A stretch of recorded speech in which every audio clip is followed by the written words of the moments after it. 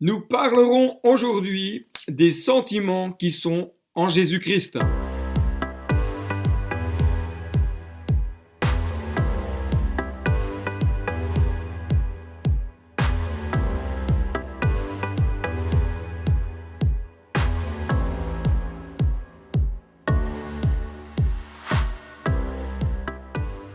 Bienvenue sur la chaîne Pause Matinale. Je suis très heureux de prendre un nouveau temps avec toi aujourd'hui et de te partager ce texte de Philippiens chapitre 2 verset 5. Ayez en vous les sentiments qui étaient en Jésus-Christ. Je voudrais tout d'abord te dire qu'il y a certains textes bibliques qui sont parfois bousculants, qui viennent nous impacter, qui viennent nous saisir au plus profond de notre être. Pourquoi ? Parce que la Bible n'est pas simplement un livre de chevet ou un grand livre d'histoire, mais la parole de Dieu nous parle, nous révèle la pensée du Père afin de produire dans notre cœur un véritable changement profond et durable. J'aime à croire que la Bible ne produit pas des changements superficiels, mais elle travaille par le Saint-Esprit notre cœur afin de nous amener à vivre des choses glorieuses et merveilleuses en Christ. Un chrétien, ce n'est pas celui qui a changé de religion pour adopter une autre religion. Et cela est important de bien le comprendre. Parce qu'un chrétien, c'est un cœur qui un jour a reconnu Jésus comme son sauveur personnel, qui un jour a confessé ses fautes, ses péchés, qui a reconnu ses erreurs, qui a reconnu que son ancienne manière de vivre n'était pas celle que Dieu voulait et que à cause de ses fautes, Jésus est mort pour lui à sa place. Un cœur qui a accepté Jésus, c'est un cœur qui a accepté de se détourner de son ancienne vie, qui a accepté de marcher sur une nouvelle destinée avec l'aide de la grâce de Dieu. C'est pourquoi un cœur qui a rencontré véritablement Jésus n'est plus animé des mêmes sentiments qu'avant. Fini la rancune, fini la jalousie, fini l'animosité, la colère, l'orgueil, les soupçons, etc.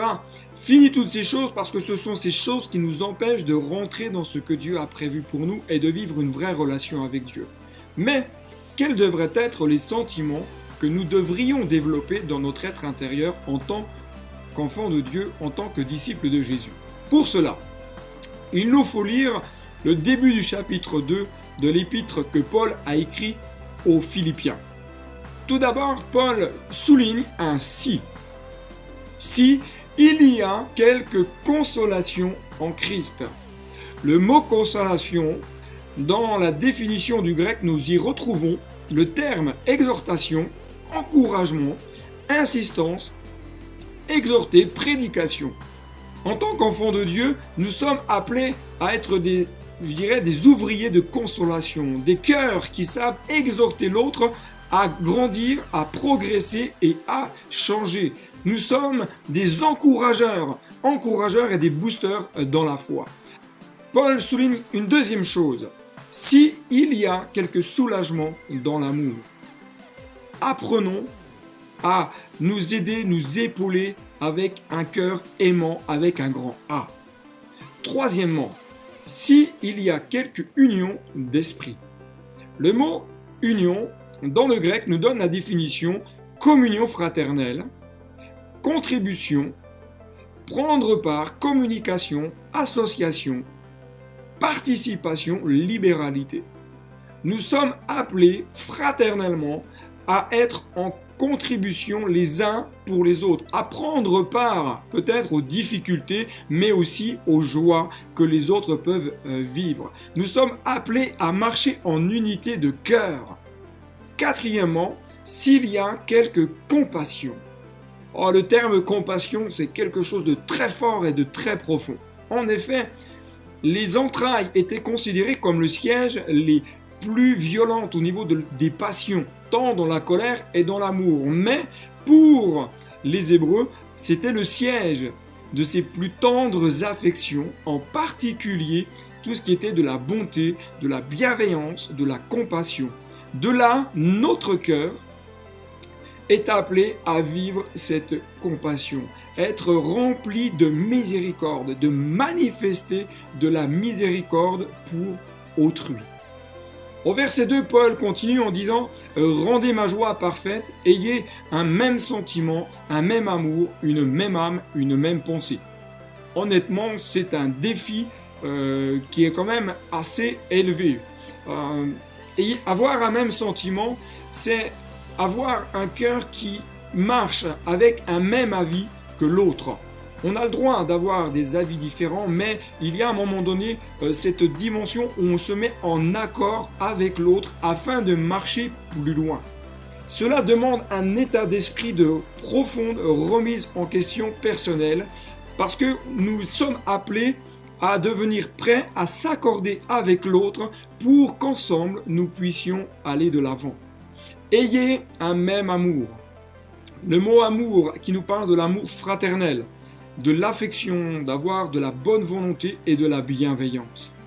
Mon ami, tu es appelé à avoir un amour plein d'affection, qui va rechercher le bien de l'autre, qui va prendre soin de l'autre, parce que n'oublie pas que celui qui est à côté de toi, dans ton église, Christ est mort aussi pour lui et Dieu l'aime comme toi, tu es aimé de Dieu. Alors apprends à aimer l'autre avec une pleine affection. Ayez en vous une même âme. Le mot âme est composé de son, qui nous parle d'être ensemble, d'être avec, et de psychos, qui nous parle de l'âme, le moi, la vie intérieure ou le siège des sentiments, des désirs et des affections. Ainsi, ce mot se réfère à une unité dans l'esprit d'une façon harmonieuse. Paul désirait que les Philippiens soient unis dans leur affection, qu'ils soient unis en Christ dans tous leurs désirs. Mon ami, je voudrais te dire que Dieu t'appelle à faire la différence par ton attitude, tes paroles, tes actions et ton comportement. C'est un véritable défi que Dieu te fixe personnellement, mais c'est un véritable défi que Dieu me fixe également de manière personnelle. Car ce que nous devons viser, avant toute chose, ce ne sont pas nos intérêts, mais ce sont la progression spirituelle des autres. Ce que nous devons viser, mon ami, ce n'est pas le moi, ce n'est pas notre avancement, ce n'est pas notre progression, mais c'est l'avancement et la progression de l'œuvre de Dieu. Et cela n'est possible que si mon cœur est animé des sentiments qui sont en Jésus. Il ne s'agit plus en réalité de regarder ce que l'autre peut nous apporter, mais de savoir ce que nous pouvons apporter à l'autre, ce que nous pouvons apporter à l'église locale, afin que chacun et chacune puisse porter du fruit. Paul, au verset 3, nous dit « Ne faites rien par esprit de parti ou par vaine gloire, mais que l'humilité vous fasse regarder les autres comme étant au-dessus de vous-même. » Nous sommes dans un monde de comparaison. Cela commence dès le plus jeune âge pour nos enfants. Il y a ceux qui sont bons à l'école et ceux que l'on place au fond de la classe pour ne pas perturber les plus studieux. Il y a ceux qui savent faire du sport et qui vont choisir les meilleurs dans leur équipe et laisser les moins bons être choisis à la fin. Mais il y a ceux aussi qui s'habillent de façon simple, ceux qui s'habillent de façon peut-être plus excentrique et ceux qui ont des habits de marque, ceux qui vont être mis en avant, regardés le plus. Mais je voudrais te dire qu'il ne doit pas en être ainsi dans la maison de Dieu. Et nous devons être vigilants à ne pas faire de différence dans la manifestation de l'amour de Jésus dans notre cœur. Soyons vigilants à ne pas rechercher et à ne pas chercher à se mettre en avant en vue d'obtenir la faveur de l'autre. Le focus doit être placé sur Dieu et non pas sur nous-mêmes. Au verset 5, Paul nous dit « Ayez en vous les sentiments qui étaient en Jésus-Christ ». Je voudrais t'encourager, mon ami, à rechercher davantage les sentiments qui étaient en Jésus. Pour cela, il te suffit de lire les évangiles afin de voir comment Jésus a vécu, ce que Jésus a dit, ce que Jésus a fait, et de prier tout simplement que le cœur de Jésus vienne animer ton cœur. Je me rappelle et j'aime beaucoup ce texte lorsque Jésus dit « Je suis doux et humble de cœur ». N'est-ce pas ces sentiments que nous devrions rechercher dans notre quotidien. La douceur et l'humilité de Jésus. Jésus s'est fait serviteur. Jésus a été animé d'un cœur rempli de douceur, a conduit nos cœurs au changement.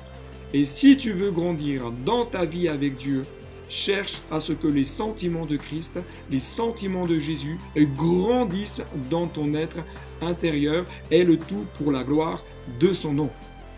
À très bientôt sur la chaîne Pause Matinale pour une nouvelle vidéo. Et si tu n'es pas abonné, je t'invite tout simplement à cliquer sur abonner afin d'être alerté des dernières vidéos qui seront mises en ligne très prochainement. Que Dieu te bénisse et à très bientôt.